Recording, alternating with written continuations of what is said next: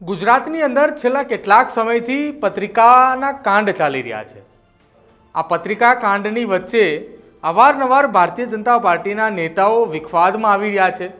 જો કે ભૂતકાળની અંદર કોંગ્રેસના પણ પત્રિકા કાંડ અનેક સામે આવ્યા, પરંતુ હાલ એ ચર્ચાનો વિષય એટલા માટે ભારતીય જનતા પાર્ટી તરફ થઈ રહ્યો છે કે છેલ્લા કેટલાક વર્ષોની અંદર જે પત્રિકા કાંડો થયા એમાં ભારતીય જનતા પાર્ટીના નેતાઓ આમને સામને હોય છે। ત્યારે વધુ એક પત્રિકા કાંડ એ સોશિયલ મીડિયાની અંદર વાયરલ થઈ છે અને એ વાયરલ થતાં ભાજપની અંદર ફરી એક વખત હડકંપ છે। નમસ્કાર, આપ જોઈ રહ્યા છો ન્યૂઝરૂમ ને આપની સાથે હું છું પ્રદીપ।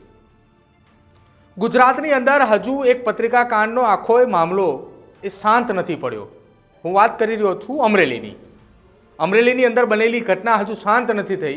ત્યાં ફરી એક વખત ભારતીય જનતા પાર્ટીને લઈને એક પત્રિકા એ સોશિયલ મીડિયાની અંદર વાયરલ થઈ છે અને આ પત્રિકા પણ સૌરાષ્ટ્રની સામે આવી છે।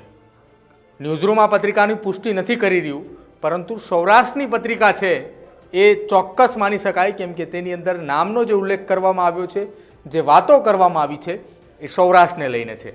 શું કઈ એ પત્રિકાની અંદર ચર્ચાઓ થઈ રહી હતી, શું એ પત્રિકાની અંદર લખવામાં આવ્યું છે, કોને કોને મોકલવામાં આવ્યું છે તે વાંચીએ।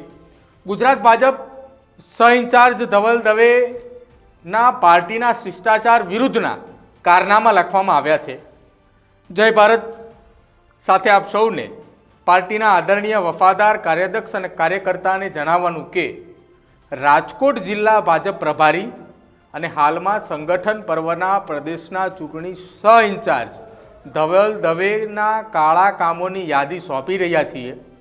આ પત્ર વાંચી આપ સૌને જાણ થાય કે પાર્ટીમાં રહીને જ પાર્ટીને નુકસાન કરાવનારા ગદ્દાર હાલમાં કેવો ભ્રષ્ટાચાર અને અંગત સ્વાર્થ માટે પાર્ટીની મળેલી જવાબદારીઓનો કેવો ગેરઉપયોગ કરી રહ્યા છે। બીજા નંબરના પેરેગ્રાફમાં લખ્યું છે કે રાજકોટ જિલ્લાની સૌપ્રથમ વાત કરીએ તો રાજકોટ જિલ્લાના પ્રભારીની જવાબદારી સંભાળતા જ તેમણે પ્રથમ જ રાજકોટ લોધિકા ખરીદ વેચાણ સંઘના ચેરમેન પદે બેસાડવામાં 7 આંકડામાં વહીવટ કરી કોંગ્રેસી માણસને રાજકોટ લોધિકા ખરીદ વેચાણ સંઘનો ચેરમેન બનાવ્યો અને આ કામના જિલ્લા ભાજપના અધ્યક્ષ જે વાત કરવામાં આવી રહી છે અલ્પેશ ઢોલરિયા, એ પણ ધવલ દવેને આ કામમાં સાથ સહકાર આપ્યો હતો। એક નામ ચાલી રહ્યું હતું, ત્યારબાદ બીજું નામ આવ્યું આ પત્રની અંદર અલ્પેશ ઢોલરિયાનું। હવે આગળ વાંચીએ।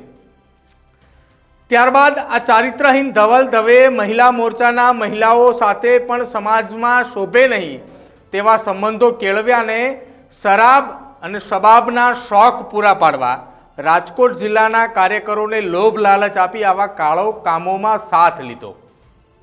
હવે આગળ ત્રીજા પેરેગ્રાફમાં વાત છે કે હાલમાં ચાલી રહેલ સંગઠન પર્વમાં પાર્ટીએ ધવલ દવેને ચૂંટણી ઇન્ચાર્જની પ્રદેશની જવાબદારી સોંપેલ છે। આ કામમાં પણ સૌરાષ્ટ્રમાં મોટા ભાગના મંડળોમાં મંડળ અધ્યક્ષના દાવેદારોને લોભ લાલચ આપી આર્થિક વ્યવહારો મોટી માત્રામાં કરેલ, જેમાંથી ઘણા મંડળને અધ્યક્ષમાં પસંદગી પણ થઈ ગઈ હતી અને જેની પસંદગીના થઈ એ લોકો પોતાના સેટિંગના રૂપિયા પાછા મેળવવા ધવલ દવેનો સંપર્ક કરી રહ્યા છે, પણ ધવલ દવે કોઈને મળતો નથી અને હજુ ઘણા રૂપિયા લોકોને અને સાથે સાથે મહામંત્રી બનાવવાની પણ લાલચ આપે છે। અને આ બધા લોકોને કહેલ કે સંગઠન મહામંત્રી રત્નાકરજી તમામ મહાનગર જિલ્લાના મહામંત્રીની પસંદગી બાબતે મને સ્વતંત્ર હવાલો આપેલો છે, તેથી જ જે લોકો મને વફાદાર રહેશે તેને હું મહામંત્રી બનાવીશ એવી કમેન્ટમેન્ટ પણ આપું છું। આ પત્રની અંદર શરૂઆતથી પહેલું નામ હતું, ત્યારબાદ બીજું આવ્યું, ત્રીજું નામ પણ આવી ચૂક્યું છે ભારતીય જનતા પાર્ટીના મોટા નેતાનું। હવે આ આગળ વાંચીએ આ પત્રની અંદર શું લખ્યું છે। મંડળના મોટા ભાગના પ્રમુખો મહિલા કાર્યકરની ભલામણવાળા છે। મહિલાઓ દ્વારા ધવલ દવેને જે નામોની ભલામણ કરવામાં આવતી તે જ ભલામણવાળો નામને ધવલ દવે દ્વારા વોર્ડ પ્રમુખ બનાવવામાં આવ્યા છે। હવે અહીંયા એક મહિલાને લઈને પણ ચર્ચા ચાલી રહી છે। હવે આગળ રાજકોટ જિલ્લામાં પ્રવાસ દરમિયાન મોડી રાત્રે મહિલા કાર્યકરોને મેસેજ કરવા, કોલ કરવા અને એકાંતમાં મળવા બોલાવીને પાર્ટીની આબરૂ જાય એવા કાળા કારનામા માટે ધવલ દવે પ્રખ્યાત છે। રાજકોટ જિલ્લાના એક મહિલા આગેવાનો સાથેનું કોલ રેકોર્ડિંગ વાયરલ થયેલું અને આ બાબતે પણ ફરિયાદ થયેલી, પણ જિલ્લા ભાજપ પ્રમુખ અલ્પેશ ઢોલરિયાએ આ મામલો શાંત પાડી દીધું દબાવી દીધું હતું અને જૂનાગઢ જિલ્લાના કેશોદના એક મહિલા કાર્યકર સાથે તેના સંબંધ તો જગ જાહેર છે. આ પત્રનું પહેલું પાનું હતું. હવે આ જ પત્રની વાત કરવી છે બીજા પાનાની અંદર. હવે વાત આવી ઘણા પીઆઈ તથા પીએસઆઈ તેમજ અન્ય સરકારી વિભાગના કર્મચારીઓ પાસે મોટી મોટી વાતો કરેલ કે હર્ષ સંઘવી મારા જૂના મિત્ર છે અને મારા ભાગીદાર પણ છે. મારા અંગત પારિવારિક સંબંધો છે. મારી તમામ મનગમતી જગ્યાએ તમારી બદલી કરાવવા આપીશ. કઈ 5 લાખથી 14 લાખ સુધીના આર્થિક વહીવટો કરેલ અને હર્ષ સંઘવી પાસે બદલીઓ પણ કરાવેલ છે. આવી જ રીતે ગવર્મેન્ટના કામોમાં પણ પોતાની ટકાવારી નક્કી કરી સ્થાનિક લેવલથી માંડી ગાંધીનગર સુધીના કોન્ટ્રાક્ટરોના બિલો પણ મંજૂર કરાવી આપે છે. હવે આ બીજા પાનાનો બીજો પેરેગ્રાફ. પ્રવાસ દરમિયાન તેમજ પોતાના જિલ્લામાં કાર્યકરો તેમજ મિત્ર વર્તુળોમાં એવી વાતો કરતો ફરતો કે આવનારા સમયમાં સૌરાષ્ટ્રનો હું એકમાત્ર જ નેતા છું. મેં રત્નાકરજીના કહેવાથી પ્રદેશ ઉપાધ્યક્ષ ભરત બોગરાનું પણ રાજકારણ પતાવી દીધું અને હજુ ઘણા નેતાને પતાવી દેવાના છે. હવે આ ત્રીજો પેરેગ્રાફ છે બીજા પાનાનો. રત્નાકરજીની એક જ ઈચ્છા છે કે સૌરાષ્ટ્રમાં પટેલ સમાજની હવા કાઢવી છે અને કામ પણ મને જ સોંપ્યું છે. સંગઠન પર્વ જેવું પૂરું થાય એટલે મારે પછી સૌરાષ્ટ્ર પટેલ સમાજની પીપુડી વગાડી દેવી છે. આ વાતો કરતો ફરે છે. હવે આ પત્રની અંદર એક બાદ એક ચર્ચાઓ ખુલી રહી છે. હવે વધુ આ લખ્યું છે આ પત્રમાં કે ધવલ દવે પોતાની જાતને સૌરાષ્ટ્રનો સર્વે સર્વા નેતા સમજવા લાગે છે અને હજુ આવનારા દિવસોમાં ભાજપની છબી સાવ ખરડાવી નાખશે, જેથી આવા લોકોને પાર્ટીના વરિષ્ઠ આગેવાનો સમજણ આપી કાબૂમાં રાખે, અન્યથા ભાજપને નીચા જોવાનો વારો આવશે અને સાચા અને સારા કાર્યકર્તાઓ ખોઈ બેસવાનો વારો પણ આવશે.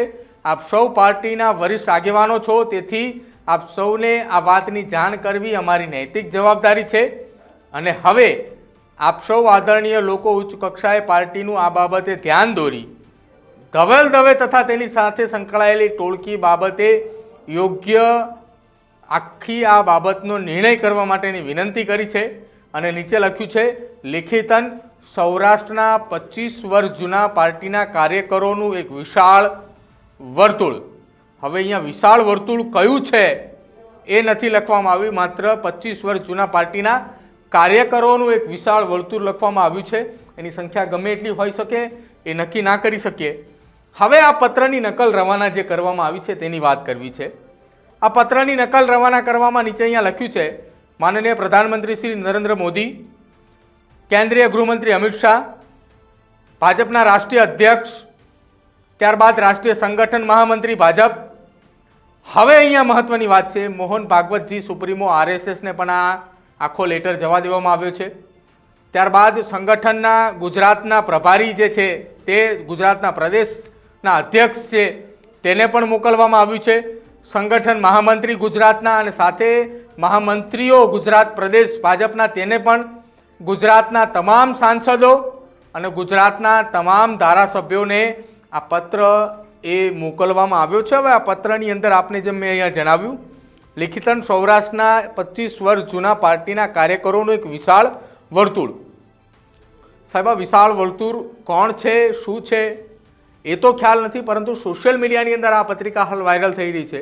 આ વાયરલની પુષ્ટિ તો ન્યૂઝરૂમ નથી કરતું, પરંતુ હાલ નીચું દેખાડવા માટે ભારતીય જનતા પાર્ટીના અમુક નેતાઓ સામે જે આક્ષેપો થઈ રહ્યા છે તે આક્ષેપોને લઈને આ પ્રકારની પત્રિકાઓ સોશિયલ મીડિયાની અંદર ખૂબ વાયરલ થઈ રહી છે.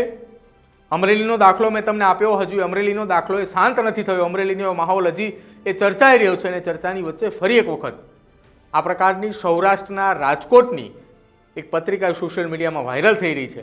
આ વાયરલ પત્રિકાને લઈને તમારું શું માનવું છે તે ખાસ અમારા કમેન્ટ બોક્સની અંદર જણાવજો. અને ભારતીય જનતા પાર્ટીનો આ વિવાદ અને વિખવાદની ચરમસીમાએ જઈને ઊભો છે. ક્યારે પૂર્ણ થશે ને ક્યારે આ પ્રકારની પત્રિકા કાંડો એ બંધ થશે આપ જાણતા હોય તો અવશ્ય અમારા કમેન્ટ સેક્શનની અંદર જણાવજો. અમારી ચેનલ ન્યૂઝરૂમને જો આપે હજુ પણ સબસ્ક્રાઇબ નથી કરી તો સબસ્ક્રાઇબ કરી લેજો, કેમ કે સચોટ અને સૌથી ઝડપી સમાચાર અમે આપના સુધી પહોંચાડતા રહીશું. જોતા રહેજો ન્યૂઝરૂમ. નમસ્કાર.